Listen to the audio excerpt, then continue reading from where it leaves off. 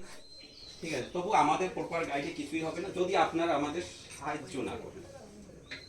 ঠিক আছে, জাস্ট এইটুকুই। আর পড়াশোনাটা যদি প্রপার গাইডে হয় তাহলে ব্রেনটা দরকার, কিন্তু ভালো জায়গা পাওয়ার জন্য ব্রেনের থেকে প্রপার গাইডেন্স দরকার।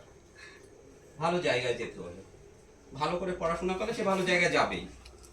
ব্রেন একটা মানে কি নিয়ে আসে এটা ঠিক, কিন্তু সেটাই যে সব কিছু সেটা না।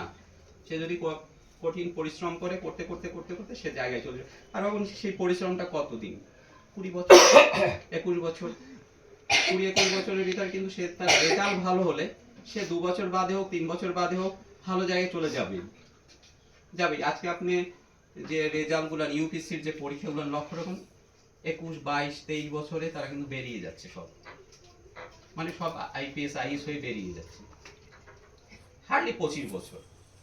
তার মানে আপনি 25 বছর বাদে কিন্তু সেই জীবনটা উপভোগ করতে পারবেন। আর যদি আপনি এটা লক্ষ্য না করেন সারা জীবন পছলাতে হবে, সারা জীবন কিছু হবে না।